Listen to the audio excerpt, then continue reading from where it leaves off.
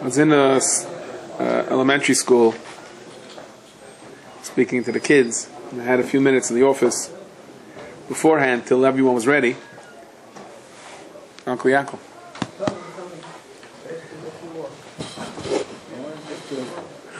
Never had a few minutes, and I witnessed this give and take. So this teacher is talking to a 7-year-old. But he looked like a 7-year-old, you saw the twinkle in his eyes, you saw this is Schachter. And he said to him, "Oh, go to the principal." This was in English. And he said, like he was a big smile on his face, he said, "I can't go to the principal." He said, "I said go to the principal." He said, turned out yesterday the principal said to him, "I don't want to see you here anymore." The principal said, "He doesn't want to see me, so I can't go." In life, sometimes we try to take advantage of the contradictions and the steroids and the limitations, and they can either confuse us or throw us into chaos. But sometimes we learn from kids that there's a mahalach within the stira. We mention very often that there's a seat here, Mr. Mendel. Rabbi Mendel over here. The Sanzarov, he once asked somebody, what would you do if you had to face this and this Nisayan? You had to face this and this test. And he answered, "I would be Meiser Nefesh myself on behalf of the Rabbeinu Shalom, like my father's Shkoyach, like my fathers did, and grandfather did, and great-grandfather did." And the Sanzarov said, "Well, how do you know you're going to do that? You assume you're going to do it. What makes you so sure?" And he asked the next person. The next person thought they better not give the same answer. He said, I'll sound humble. I'm going to fall through. My Yetzer Hara will get the best of me. Russia! Oops. He asked the third person, what would you do if you faced this Nisayan? He said, I don't know. I never had the Nisayan. And there's only one way I'm going to know when I face the Nisayan. The only thing I can do now is try to prepare myself for the Nisayan, but I don't know what's going to happen. I mentioned this a while ago, that there's this cereal milk syndrome, where some people gain weight because there's so many Cheerios you have to add milk, and then there's so much milk left over you have to add Cheerios, and you keep going like that till the box is empty. And so it was one of those mornings, and I was like, it was like Yiddish is saying angestrengt. It was like a tough morning, and I was really letting it out in the Cheerio box in yeshiva. It was like disappearing very fast. Milk Cheerios. And at one point I kind of felt like, no, where's your some self-control? So I decided I was going to institute self-control after the next bowl. And when I finished, I felt like, this guilty feeling. And I went into my classroom. I didn't say anything to anyone. I just felt like, felt cheap. And to make matters worse, in walked the custodian. And he's putting down mousetraps. I don't know, what do you put in a mousetrap? In my days, he used to put down cheese. Some people would put down peanut butter. He was putting down Cheerios. And a kid asked him, why are you putting down Cheerios? So he says, these mice, they know they're going to die. They can't stop themselves from eating Cheerios. And I felt, oy vey, someone is good. So, you okay? Why are you turning red? I don't know. God, I got the message. Okay, I got the message. True story, by the way. I think the Cheerios are still there without the mice. So I'm not so sure that... that this week there was this terrible tragedy with the boat that sunk. And I want to say a certain nakuda that we could take out of it. And of course we're mishtatev with the pain of everybody. The captain of this ship is now under house arrest, and they say that he may face whatever, serious charges. You're a captain of a ship. So that's covered. That's like covered malachim, to be captain, even on a cruise liner. You're a captain of a naval destroyer, but you're a captain of a cruise liner. You have the best of both worlds. You're a captain of a navy ship. It's very nice, but the next day you don't know when a missile is going to take you out. You're a captain of a cruise liner. It's gewaldic. You're there. You're tennis courts and swimming pools, and this is where you spend your life, and you get paid for it. And you have a uniform, and you have cover, and everyone salutes you, and you have legal powers. The captain has tremendous legal powers. He can make marriages. Secular law, of course. And he can have people arrested. Quite malachim. And look at this guy. 1, 2, 3. In 1 second. Gone is all the cover. And he made a mistake. And he made a mistake. He brought the ship too close to the shore, but definitely didn't mean to kill anyone. But all of a sudden, his whole life is turned over in a split second. All that covered for 10, 15, 20, 30 years, the world is mine, and boom, in a second, it's all gone. And what really happened? So now there's the whole tumult of whether or not that he brought the ship too close to the shore. So he tainas that they didn't tell him there was a rock there. They didn't tell him there was a rock there. They didn't tell him there was a rock there. And this, remember this Elter Yid in Camp Aguda? He used to come for a while and stay there. And remember he walked into this tree. Not exactly how. And he would scream, Vaeira dog like the boing. You know, who put the tree here? Like, he didn't know there was a rock there. Okay. Let's say he did. Let's say he didn't. But the second taina is a very serious taina. The taina is that captains are supposed to go down with their ship. Along with the cover that you get with the uniform and the power, you're supposed to go down with your ship. And he did not go down with his ship. Right? He left earlier. And you're supposed to be there until the last person is out. Now again, you know, it's very easy to say, well, you're supposed to drown with the passengers. And I'm not the one on the ship, so it's very easy to tell someone else to do that. You could argue, well, you knew that when you got the cover of being a captain. This is an achrayas you took upon yourself. But you know, they released this communication between the Coast Guard commander and this particular captain. And I want to read a little bit of it. Of course, it was in Italian, so I will not read you the Italian version. And it'll just take out some little sound bites. So the Coast Guard commander says, he says, am I speaking to the commander? And he answers. Now the ship is sinking, okay? And it's pitch dark at night, and this guy's sitting in a lifeboat, and he says, yes, good evening. The one thing about the Italians, they're always like, you know, they have a lot of time. Buongiorno. Good evening, how are you? How do you say, yeah, bonjour, right, you know. So the bottom line is, this Coast Guard guy says, he says, get back on board and tell me how many people, and he warns him, I'm recording the conversation. And this captain starts pleading, you want me to get back onto the ship? He said, the ship is tipping. And he says, and the Coast Guard says to the captain, you want to save yourself at everyone else's expense? You're going to pay for this. Get back on board. And you see, it's not like he's a bad guy, this captain, but it's like, he's saying, Commander, please. And the Coast Guard man says, no, please, get on board. So he answers, I'm here with the rescue boats. I'm not going anywhere. It's not like I'm escaping. And then this is really sad. Then he tells him, you know that there are already bodies? And the captain says, how many? You can tell, you know, the guilt is already on him. And he says, one confirmed. And so I want you to get on there, and I want you to tell me, you know, I have to coordinate my rescue efforts and get on there and tell me what's still left on the ship. So he says, it's dark. I'm not going to see anyway. So the guy says, it's dark? You want to go home where it's light? He says, get on there immediately. And he finally says, okay, and then he did it. He didn't get on afterwards. I'm sure the courts are going to decide. Now, let's try to put ourselves in the eyes of this captain just for a moment. Is he a bad person? Is he heartless? Okay, you can say he didn't stand up to his responsibility and he made a very serious mistake. But, I mean, look at the guy. He went from one split second to Kvoid Malachim to you know, how much do people pay to go on these cruises? And he's getting paid to be there. And now his life is going to have to live with this horrific guilt. And it's kind of hard. I don't know. I guess maybe I would talk differently if, you know, it was my relative that was lost. But it's kind of hard, not in a certain way, to feel bad for him. It's not like he woke up in the morning and said, I'm going to take a machine gun and mow down people. He made a mistake. And I'm trying to think, how can we apply this to ourselves, apply it to our lives, and what lessons can we learn from this? The world runs after kavod. What would people do to become the captain of the ship? And it doesn't have to be the captain of the ship. It can be the principal, it can be the manal, it can be the foreman, it can be the... He says, you know, the guy says, I want to apply for a job as being a foreman. One of the factory workers says, he says, why do you want to apply for a job as being a foreman? He says, I have a lot of experience. He says, I've been walking around for weeks, you know, telling other people what to do. He says, give me the job. Right? But people want power. People want cover. They want power. He said, somebody told me that he was standing outside and one of the traffic enforcement officials was about to give someone a ticket.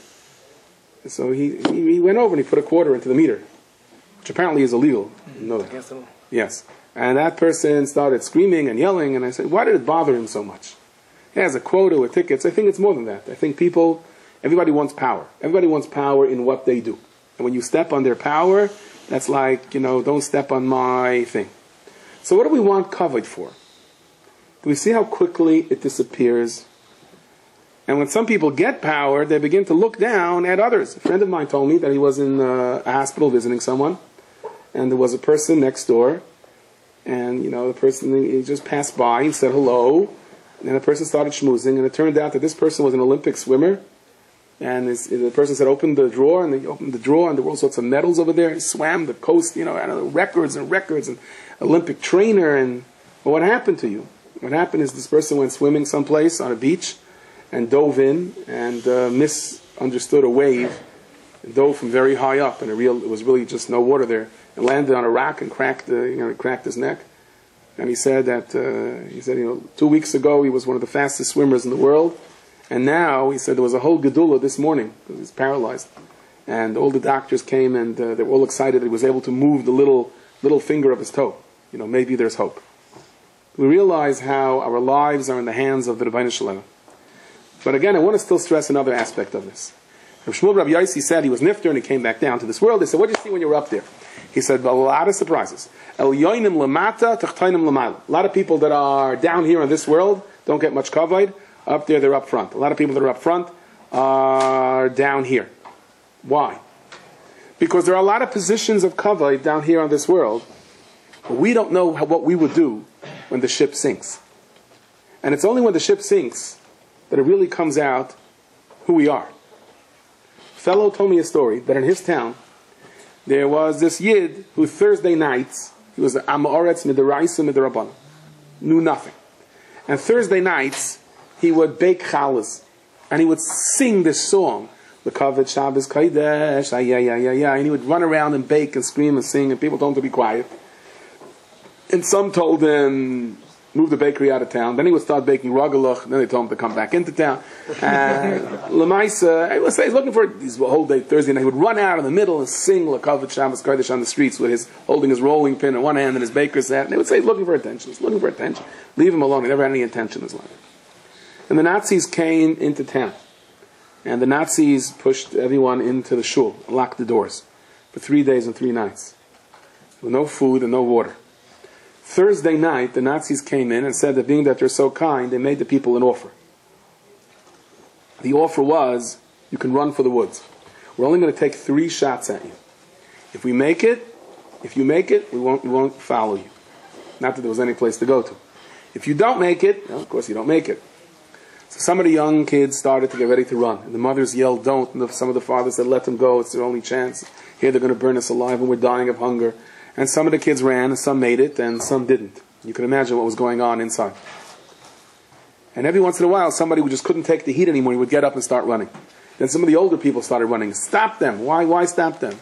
Better, the Gemara says, Chalali Cherev, those that fall by the sword, than those that fall out of hunger. And all of a sudden, in the middle of the night, this guy gets up, this old baker. He puts on his baker's hat, so he's an easy target now, so they can see him clearly. And he starts to run. He says, stop him. Why should I stop him now? Let him be shot. It's better than being burnt alive. And he starts running, and you hear the 3 shots, and no one knows if he made it or he didn't make it. Then a while later, a couple of hours later, they hear shots again. And no one who ran out. They didn't know what was happening. And suddenly they realize he comes running back in. He ran out, took a chance to dodge the 3 bullets, came running back a few hours later, dodged the 3 bullets, and he's saying, L'Kavod Shabbos Kodesh, and he's giving out Bilkalach and Ragalach to everybody. So they dodged, he took this chance to run and to come back. So I ask you, did he do it for attention or was he real? There was someone who told me a story that during the war he ran away from Poland, he ran to Hungary, and he went to a certain yeshiva there. And if they caught you that you were harboring a Polish refugee, there were some very serious consequences. So in the middle of the shiur, one day the Rav said to him, he asked the kasha, the Rav said to him, what a klutz kasha! You don't belong in this yeshiva! Pack your bags and leave! I was shocked. So when he went to pack his bags, the Rav called him in, he said that was just a cover, and found out you're a Polish refugee, you're putting everybody in sakana over here, you have a dinner with Rodef, you have to leave. I don't have where to go, you gotta leave. So he left. He went to a different Rav, and this time he told him up front who he is. And the Rav said, I'm not telling you yes, I'm not telling you no, just do me a favor, disappear into the closet someplace. He went to the Papa Rav, that was the second Rav. He said he was called the Tamir Vanilla, he called him. We don't know, you told all the Bachrim, don't talk about him, he doesn't exist, we don't know that he's here, just make sure he has food and drink and he can. So he said, after the war, both of these Rabbonim survived. He looked at the first Rav, and he looked at the second Rav. How can you compare the two? How can you compare the two? So sometimes we think, if only I had some covet, if only I had some distinction down here in this world. And sometimes Shalom Bayis issues come up because people look down at their spouses, like, what did you accomplish in life? What did you accomplish in life? Tell me. Somebody would have looked at this captain a day before the ship sunk. You would have said, look at him. He has covet, he has honor, he has nothing. We only identify who we are when we're faced with the ship sinking. But the Rabbi Shalom, he knows who you are. The Rabbi Shalom knows who you are even before the ship sinks. So the pasuk says, "V'achar bo Moshe v'Aaron," and all the Zekanim came, right? And what happened? They marched toward Parai, and they saw piles of corpses because if Parai didn't like someone that was off with his head, and some of the Zekanim said, "We have some appointments, we have to go." And they came a little further, and there were these roaring lions in Parai's houses, and some of them said, "I have a dentist appointment. I just realized I got to run." And they came a little bit further, and they saw those that were executed by Parai, headless people being schlepped away. And some of the other people, one guy said, I have a Sheitel Machas appointment, I gotta go. You don't have a Sheitel? That's why I'm going to get one right now. Goodbye. And by the time they came to standing before Parai, the only one that was left was Moshe and Aaron. Then when it came to Kabbalah Torah, Moshe and Aaron go up toward Har Sinai, and along come the Zekanim, and the Rebbe says, no. Now you stay back. Is it a taina on the Zekanim? No, but it just shows us that you don't know what greatness is. We have no way of judging who's great and who's not great. You know that in Eretz Yisrael now, there's a whole new thing. That people are going to Rav Shlomke Zavila's Koveset, Vasha. Rav Shlomke Zavila had a woman that worked for him many, many years. And she asked him for a bracha for children. And the tzaddik Rav Shlomke said, others are going to be helped through you. That was his answer.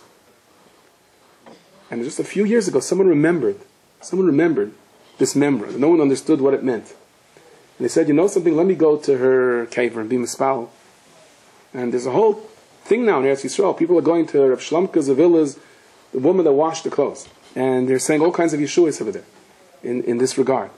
So we don't know. In Shemayim, they know who the real captains are. They know who are the ones that were Meisanevish themselves in the course of their life. So what was her greatness, this washer, that she's so chashiv in Shemayim? Remember many years ago I was by a dinner in a Chassidish yeshiva. Beautiful, beautiful people. The chairman was a gewaldige guy, but his English wasn't so And I was sitting next to a doctor. And he was saying, the doctor was being honored. And he said, for this and this doctor, we are now would like to offer this official plague. And he looked at me, he said, did he say a plague? He meant plaque. Oh. So he came back, he said, in my business, I want to tell you something. You do the wrong thing, you get yourself plagued sometimes. That's the danger of covet. There's a friend of mine who told me, whatever, he lives out on the island, and he has a problem with a neighbor. An old man, a lady. This husband and wife, old people, kids are gone someplace, and they sit on the rocking chair a whole day, waiting for someone to come close to their car, waiting for someone to knock the garbage can a little bit, or screaming, or and he says it puts a lot of pressure on the neighbors. He says one day they come screaming. One of the kids broke a window. They're playing ball. He said, "I'll fix it. I'll fix the window." And the person is like, they're going to call the police, and they're going, get a life, live, enjoy. What are you doing? What are you sitting like that? They drew a circle around themselves, and they're saying, "This is it. We can't go anywhere from here." And I want to contrast that. It's the last years of your life. Enjoy the kids around you. And I heard this story from Rav Shmuel Goldstein. I mentioned it before, the famous printer, the printing Goldstein Press. So the father, he told me, Lausanne Gesund Stark, in Williamsburg, there was a Yid, his name was Reb Chaim Gelb. There was a book about him. And he would go around every single day to all the yeshivas and give out candies and tell the kids to make brachas. You have to realize the time. That was his life. His life was, he would always say, this is the Nazi, this is the Nakama against the Nazis. He counts the buses that are going to yeshiva. This was his whole life. So one day he's playing ball, and they're playing stickball, and he hits a home run, and it was a real Geschmacka home run. It went crash right through Chaim Gelb's window. So all the boys ran for their lives. And he also ran. And it bothered him. So a couple of weeks later, he went over to him. He said, there was tears in his eyes. And Chaim said to him, Sheifele, what's the matter? He says, I broke your window. I never asked you mechila. He says, you know what I told my wife when the ball came flying through the window? I said, how lucky are we that Baruch Hashem, little Yiddish kinderlach are around us, that this is our problem. That they're getting a chance to play. Think about where my fathers were, my uncles during the, that's what I said. He said, you're not angry at me? No. So I said, what did you say afterwards? I said to him, you're really not angry? He said, no. So he said, and can I have the ball back? He said, But what's pshat between the two? What's the difference between these neighbors out on Long Island, this older couple? Everyone draws a circle around themselves. And you deal with the people around you. Some people draw the circle only around themselves. And that's it. And anyone that penetrates that circle, they're out to get them. And some people draw a bigger circle. The bigger circle. And they understand that their purpose in life is to make that circle as big as possible. And to take in as many people as possible. Somebody once showed me one of the dictionaries, what's the definition of marriages. So it says over there, a corporate merger between two entities. Some marriages are a corporate merger between two entities. In other words, the husband draws a circle around himself, and the wife draws a circle around herself. And then there's you did this wrong, or you did that wrong, or you did this taina, that taina, and who pays the price for that? And the answer is both. It's not a corporate merger. It's the ability of drawing a circle around you as a family, and as that family grows, the circle gets bigger and bigger. And as the circle gets bigger and bigger, it grows bigger and bigger to take in your neighbors and to take in the people all around you. And then when somebody on the block has a tzara, or when someone in the family needs a Yeshua, you jump in and you dive in with all of your kaichais. Then you become a real captain. Somebody once came to the Stipler, and he said he wants a bracha to have a tzlacha b'chol inyanim. So the Stipler said, absolutely not. So he said, Rabbi, why not? He says, maybe tomorrow you want to rob a bank. I don't know you. I should give you a bracha. Tzlacha b'chol inyanim. I should give you a bracha. He says, I'll give you a bracha that whatever is good for you, you should do. I once said a beautiful vart. Moshe Rabbeinu ran to the Be'er. He ran to the well. Why did Moshe Rabbeinu run to the well for? Because it's Mesugel. All zivugim are by a well. Why are all zivugim by a well? What's the difference between a well and a standing water? In Yerushalayim, over the years, there were the cisterns, right? They had the water, before they piped water into Yerushalayim. So they would fill up the waters and cover them, and it was a source of disease and malaria, because when water is stagnant, it takes in bacteria. Why is a well different? Because the water is constantly changing. So why is zivugim, to find your match, why is it mesugel by a well? Because a well is constantly new waters. Sometimes a couple gets into an argument, and we all do it. I think I shouldn't say we all, but I think most of us can identify with this. And we don't start. Right? We start doing a history lesson. You know what I mean? And 5 years ago you said this, and 6 years ago you said that, and 8 years ago you said that, and 25 years ago you said that. You know what I mean? 30 years ago you did this, right? That's it. Stay stagnant. Get on. Every second there's new water. Whatever was. Whatever will be, will be. Right now there's new water. Let me deal with the now. That's the skula for zivugim. And that's also been a gay of the world around you. There was Rabbi Yidel Lajikova. He was an Ish Kaddish. He lived in London. People, it was a Tzadik Nister. So they heard the story from Rabbi Nachum Under. He said, Amar de Kavar. Said this guy was a real businessman. He was always cracking a deal. 1, 2, 3, flipping one, bridge for another tunnel, for another skyscraper. And he came to Rabbi Yidel. He wanted to give money and get a bracha from him. So he said, he wants bracha, and he said he wants hadracha. And Rabbi Yidel would not talk to him. He wouldn't talk to him. He said he wants a bracha. Wouldn't talk to him. Hashem, I finish. So finally one day he said, he was in Switzerland on vacation. He said, I came all the way to Switzerland. You're not going to give me any hadracha, any bracha. I'm willing to give money, So he said, okay, come with me. We're going up to the mountain. He said, going up to the mountain. He's going to reveal to him Vaeira secrets. So he went up and they hired a local Swiss boy to drive them up. And he's driving, Rabbi Yidel is sitting in the front seat. He doesn't say a word to the person in the back. And he says to him, how did you get into this business of driving people? He goes, I grew up. He says, I was an orphan, and I was running errands. I was a messenger boy, and I sold newspapers, and I sold cigarettes, and I sold this, till I bought my bicycle, till I bought a motorcycle, till I bought this car. And now, I have I have this car, and I drive people around, it gets me by. And nothing. Okay, let's go home. He says, you didn't tell me anything. Where were the great secrets you were going to reveal to me? He said, I told you everything. He said, you see what reality in life is? You go little by little. You want to make one dray and outsmart the world? You think you're smart? Why? Because you're going to be covered, your name will be in lights, you're destroying yourself. I told you exactly all the adracha you needed. I just told you. So Moshe and Aaron come into Paroi, and they throw down their stick, and the stick turns into snakes, and Paroi is very not impressed. He says, Tevin atamachlis, you're bringing straw into a straw factory? Like, Kishiv, this is our thing. Kishiv is us. That's Mitzrayim. What's with you? Right? So suddenly, Vayivla Mate Aaron es Mataisa. So suddenly something happens. The Aaron HaKayin snake turns into a stick, and only after it turns into a stick does it swallow up their snakes. And not only that, does it swallow up their snakes, but his stick. So Paroi actually called in, the Medrash says Paroi called in his wife and said, that trick even my wife can do. Of course, the Medrash says, little do we know, that his wife was one of the greatest witches in all of Mitzrayim. And the guy said he asked, he wants to give a name after his daughter from the Parashat. So he said, okay, so which Parashat? Sarah, Rivka, or Leah? Because my problem is, my daughter was born Parashat Mishpatim. He says, I have an idea for you. He says, is there any girl named in Parashat Mishpatim? He says, Machshefa. He says, Machshefa Loisechai. He says, I can't give that name. He says, why? He says, my shviga is still alive, and the minhag is that we don't... Okay. Scratch that. That went really... So Pari brings in his wife, okay, and claims, and Pari brings in all the kishav machers, and he says, look, even they could do this trick. So suddenly what happens to Aaron HaKayin? Aaron HaKayin turns into Aaron HaKayin's snake turns into a stick, and then swallows up the other sticks, and doesn't get any bigger. Stays little. Okay? So it says, V'yivla matei Aaron. Zeh matei Aaron says in Medrash. Mikan shaya matei Aaron, simen toiv. Matei Aaron will always be a simen toiv, lasses by nisim v'neflois, l'doiros for doiros after. All of a sudden the stick becomes a simen toiv for doiros after. And not only that, the Medrash says that when Paroi saw that Aaron's stick swallowed up the snake, he was petrified. He said, what if he says to the stick, swallow me up, or swallow my throne up? So my question is, all of a sudden Paroi gets worried. Why wasn't he worried till now? And if he would have said his snake should swallow him up, why was he only worried that his stick is going to swallow him up?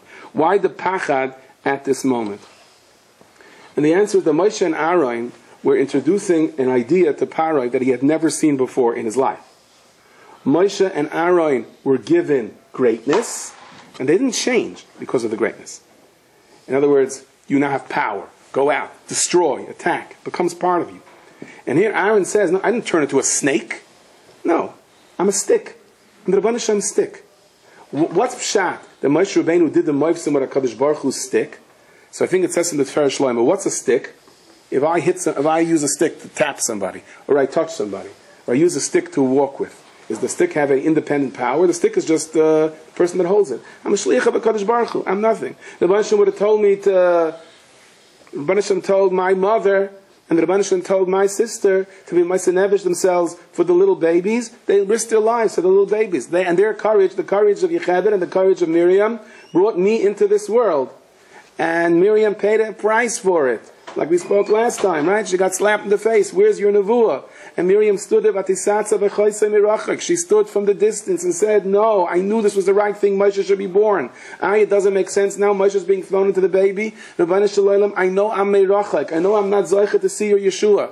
And what was, right? So Miriam at that point could have been in her, right? If anyone would get depressed, if anyone would feel, what did I do? What kind of responsibility? I told my parents to remarry, and all of Klal Yisrael followed suit, and babies are dying, and Miriam says, no, I did what I thought is right. I don't have to understand it. Please help me. And what was her schar for that? All of Klal Yisrael waits for Miriam. Every single Rosh Yeshiva, all of the Zakainim, all of the Sanhedrin, the Kaihanim, everyone waits for Miriam. Because the Rabbi Hashem says she is the captain. She is the Gadol. Now Paroi was shocked by this. Paroi was shocked that Aaron doesn't change. He's a stick. He's not a snake. You gave him power. He didn't turn into a captain. He's a little snake. He's a little stick. And his stick swallows up the other snakes. And after I just swallowed up all of your snakes, he doesn't even, his gaiva is not one drop bigger. His stick isn't any bigger. He has the same modesty. I'm the Rabban Hashem's servant. I do what he asks me to do. And Paroi said, this I'm scared of. I'm petrified. He knew that was stronger than what he could do. I've said this many times, the story, right? The guy says that he felt so bad. There was a poor person in his town. He went over to him and he said, he said, how you doing? He says, how can I help you? He says, buy me a lottery ticket. I should buy you a lottery ticket? Okay, I'll buy you a lottery ticket. So he buys 2 lottery tickets, one for himself, one for this guy. 2 days later, he goes to check it. He sees the poor guy won $1 million ruble. He begins to think that I really mean the poor guy, the second guy, maybe the first guy. Rashi and Parashat told us has a whole thing with the Bechor that comes out second is really first, and it's Vaeira, Huvra, Davel, Afrayat. I meant that he takes out the Rambam. He said, I'm in trouble here.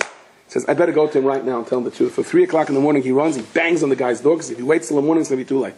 And the guy that runs, he's sleeping, he's scared. He comes, with the proverbial white gown, and he's holding the thing, and he knocks on the door, and he says, yeah. Who's there? Me? The rich guy? Yeah, sure, come in, sit down.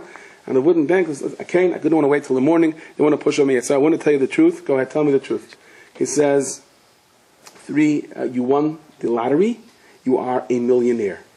And he looks up at him and he says, you know I'm a millionaire, right? That's right. I'm the only one in the world that knows. A chutzpah, you knock on my door at 3 o'clock in the morning, he says, right?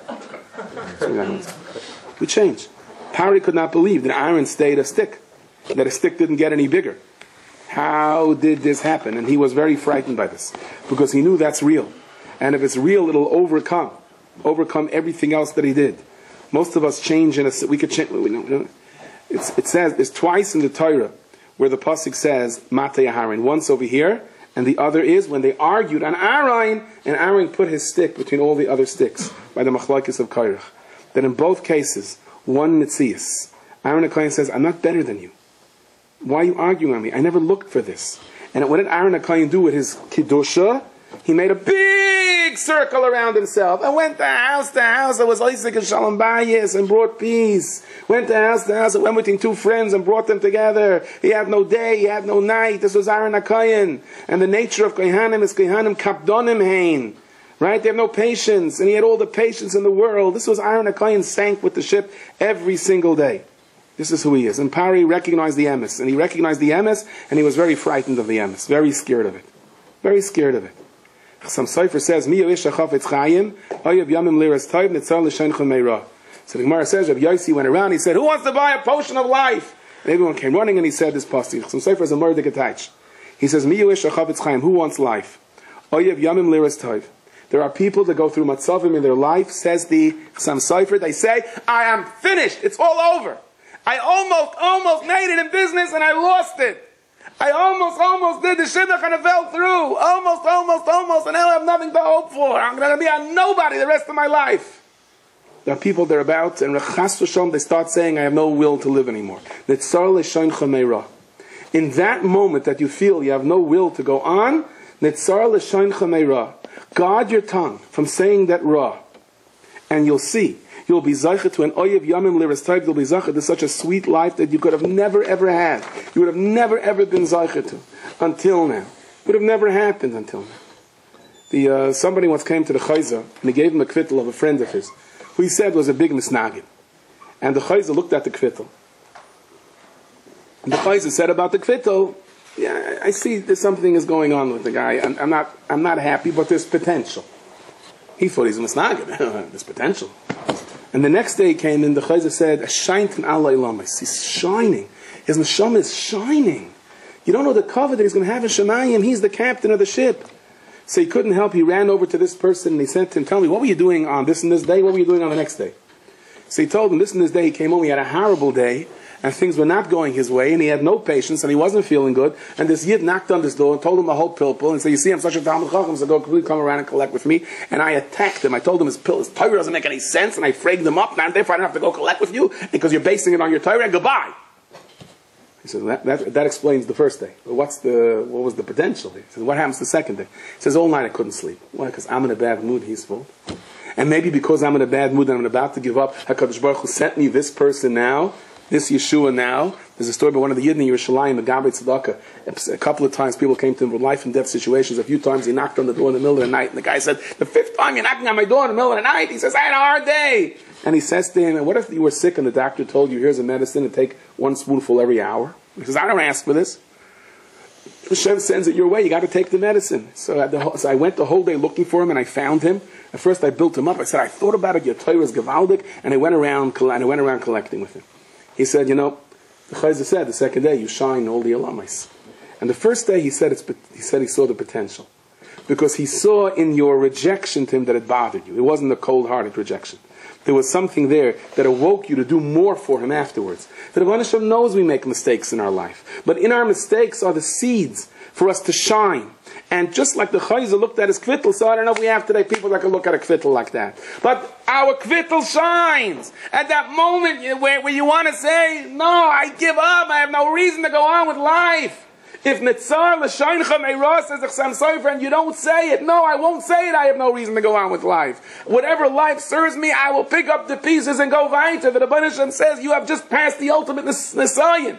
You jumped on the ship and you're willing to stay there all the way. Even as it's sinking, I promise you, oyev yamim liros taiv, that you will have an appreciation of life you could have never even imagined. Today's the yahrzeit of the Shem Mishmul. Shem Mishmul was the son of the Avnei Nezer. There was a person in his town, he didn't have children a long time. And once it was Simchas Torah, when the Shem Shmuel ran over to him, and it seemed that he felt the Sha'arim are open, he grabbed him and he said to him, promise you this year a Ben Zachar. And he got very frightened. So what are you so scared of? Can I speak to you, Rebbe? He says, I once went to your father for a bracha, and your father told me, I can give you a son, but I see that the son is going to be a galach. So like, who did you give me now? So the Shem Shmuel said, listen, I don't have the Ruach HaKodesh of my father. But I'm minded, B'munah Shalem, if I felt like giving you a bracha, that my father's words are emes, and it'll still be a bracha. It turned out that this son snuck into a monastery during the war, dressed up like a galach, and by doing that saved hundreds of children in the course of the war. So what happened l'chatchila, what happened afterwards? You know, sometimes on pen and paper something looks terrible for us. I don't want it. There's no point in my life going on. But the reality was he got the bracha. Once it happens, we say, Rebbeinu Shalom, okay. Then there has to be a bracha. If it's a metzias, then there has to be a bracha. By Makas Barad, so it says, Moshe Rabbeinu said, I have to leave the city and then daven. Because I can't daven in the city, it's Malaya Gelula. It's full of, I have to leave the city. And only then could I daven. So frekt Shem Shmuel, what about by Makas Svardeya? It says Vayetzi Moshe v'Aaron me'im Pari, and right away by Yitzchak. By Aroi, that says they walked out. Pink by Makas Barad, he had to leave the city. What happened over there? And the answer is that the whole Barad was a stira minei bay. It was fire and water. How does this happen? How do fire and water work with each other? Right? That the pieces of hail had fire in them. So when HaKadosh Baruch Hu told Moshe Rabbeinu about Makas Barad, he said, Hashem, whatever you say. So HaKadosh Baruch Hu said, I have to lift you up to the Shemei HaShemayim. Okay? Because it's a stira to this world. I have to take you out of Teva. So we'll apply the theory of relativity. You'll leave this world. All the dimensions in life fall apart. And now it's there's no steer between the fire and water.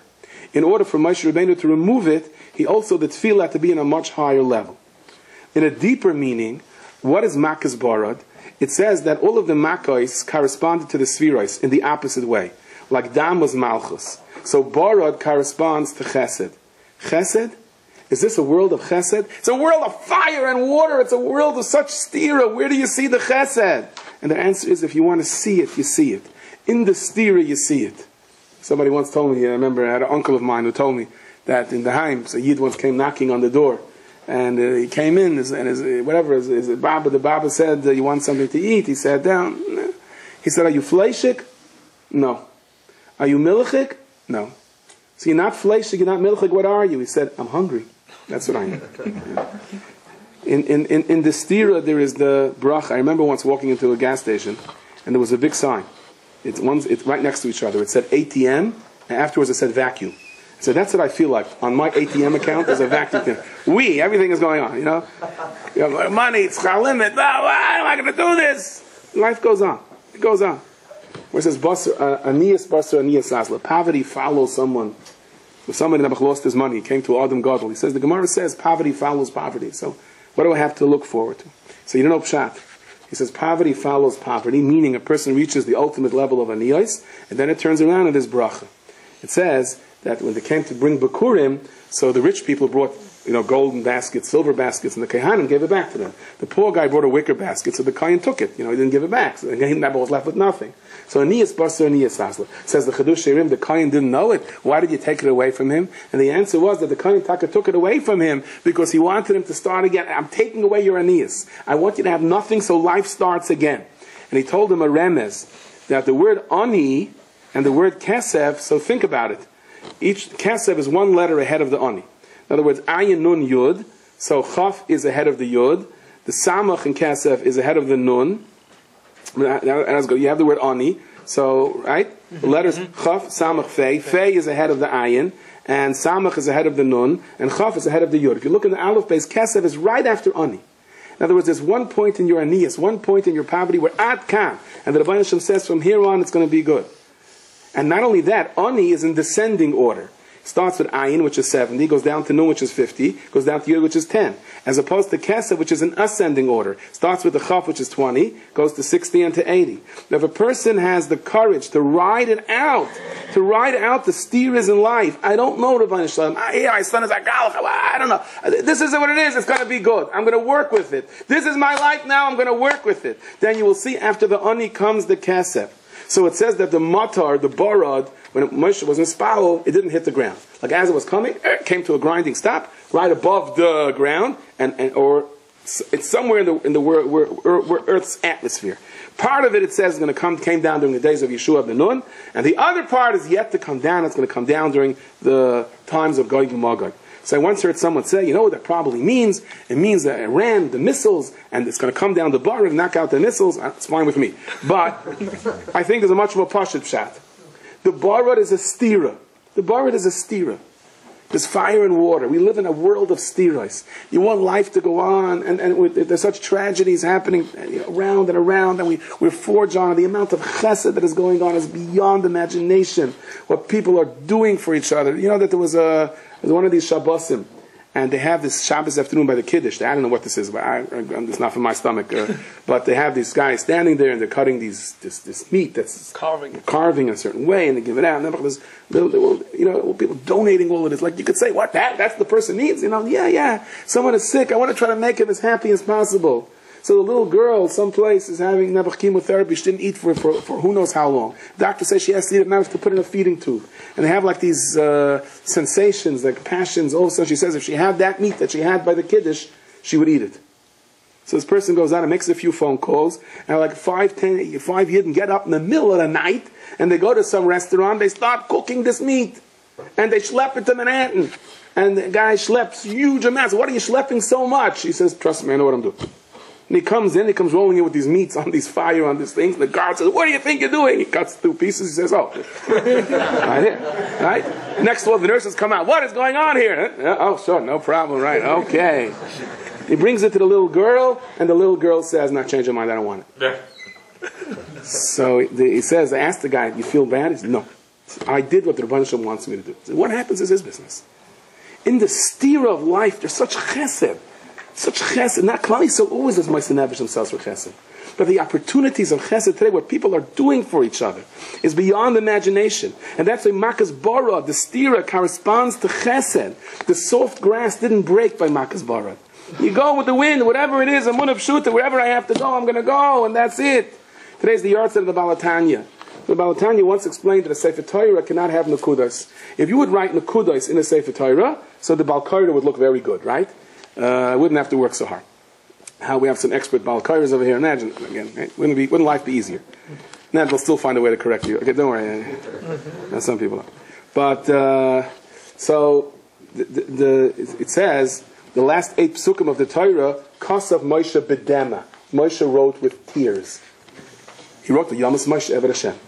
So the Gemara has a kasha. He wrote for Yamas Moshe Eved Hashem. So the Baal Shem Tov says what it means is Bedema. My father used to share this with me. The Mai also means mixed up. He wrote different letters, and the letters reformed in a different order after he wrote for Yamas Moshe Eved Hashem, which really explains, I don't want to get into it now because it's getting late, like if the Yidden got the whole Torah, so did Kairach read that he was going to sink into the ground, so why did he do what he did? Like, Elamai was a different Sirufi Oisius to fall into place. So the Balatanya explained that every single person is in the Torah. And every single one of us has letters in the Torah. The situation in our life, what we have to go through, that A, B, C is going to happen, that's in the Torah, it's a done deal. But how we react to it forms completely different letters. If we're willing to ride through it and say, Rabbi Hashem, I don't understand the steers. If I have to lift myself above this world and I have to bend over backwards, but please don't let me lose my amunah. Please let it bring out the best in me. Then HaKadosh Baruch Hu says you will see an Oyev Yamim. And some people go through the same situation and they fall apart. So how the letters connect, the Baal Shem Tov says, whatever this means, La'asid Lavai, the entire Torah will be one shot. One big word. And we're going to understand the meaning of that word. That's how simple all the kashas in the Bria are going to be. When Mashiach is going to come, we have Kadosh Baruch Hu, you explain it to me, Spanish Inquisition, this, that. One word. It's all going to be clear. The Nekudais, there's no Nekudais in the Sefer Torah because we put the Nekudais there, says the Balatanya. There was a Schachter of the Balatanya once came to me, burst into tears, and his business was over, and he said he's finished, and they're after him from all sides, creditors, and there's the creditors, the debits, the creditors, they could throw him into a dungeon. He's finished, and Balatanya said to him, and all you're thinking about is yourself? It's coming Shabbos. You're asking what everyone could do for you. What about you? What you can do for someone else? So he got the message. And that whole Friday night, Shabbos came in, he started singing L'Chadaydi, he said, I beg of you, Hashem, please, this one Shabbos, let me only think about someone else. And the whole Zmiris of Shabbos, he was dancing and thinking, only, but how could he help him, So, and he kept davening, Hashem, please, let me focus on someone else. And right up Motzei Shabbos, there was a whole, but I don't want to get into the long story, but he had a whole tremendous Yeshua. And the Balatanya writes, I think it's in Perek Lamed Aleph, he says that there are times that a person feels such a depression on Shabbos, she'en kamoyu. And you can take that depression and turn it around and be zocher to a Yeshua that could have never came if you didn't have to go through that situation, have to go through that matzav. I want to conclude with a story that I read by Reb Chaim Walder in People Speak. Look, it's in volume 4. It's a great story, but it's just the spin on this story. There's a girl, she's not a frum girl, in some kind of an apartment store in Eretz Yisrael, and they're doing renovations, and a man walks in with his wife. And they're walking someplace, and they're walking to a part that they were doing renovations there, but it wasn't roped off. And the floor wasn't on the same level. And before she could stop and say, wait, so this woman, who seems like she's expecting a child, trips and zetzes down very hard, and she can't get up.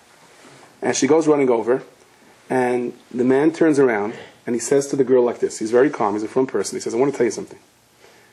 And to make a long story short, let me tell you what the story was over here. This was a couple that got married and for many years didn't have children. And they started a whole support group around it. And slowly but surely, all the people in the support group were Zeicher the children. They were all Zeicher, every single one of them, except this couple that started the thing. And all of a sudden, after they were married 20 years, the Rebbeinu Shalom opened up the Shari. Shouldn't say that Shari Rachman are always open, but the Rebbeinu Shalom opened up the Yeshua that we could see, and she's expecting a child. Okay? And now she trips, and she's lying on the floor, and she can't get up. And he says, please, you realize what kind of emergency this is? Please, the husband is very calm and collective. He says, I know I'm in the Rebbeinu Shem's hands. Please call an ambulance. This girl is so frightened. She runs.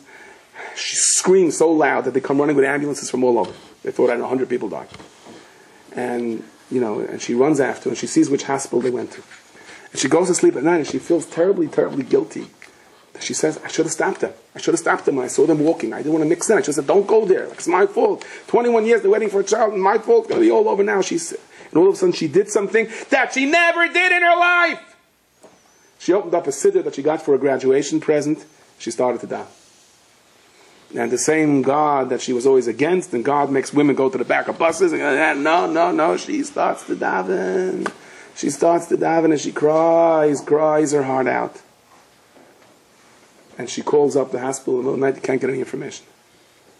And the next morning, she gets a call in the store. It's from this man.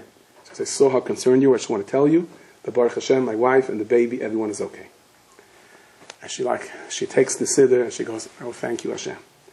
And slowly but surely she becomes very close with the family and she starts davening day. It didn't happen overnight. Not that the next morning she was already tzinding lech, but in the course of time, she became from. So somebody once said, an amazing thing happened to me. He said, I lost my bungalow. I went to a different bungalow. It was such a mazel because I saw 2 people and I made a shidduch. It's a chacham. It's the other way around. The shidduch had to be so you lost your bungalow. This baby had to come down to the world in a moment of, oh no! So that a person should come back into the fold. So there's some baba that was crying that her anacle should see there's a Rabbi Shem who have Yiddish adaris. The Rabbi Shem puts the whole puzzle together. But to us it's such a stira. To us it's such a tragedy. If we can only run through the stira, lift ourselves for the moment, then we could be zaycha to that oyev yamim lirais tayv that comes only because we had the courage not to abandon ship.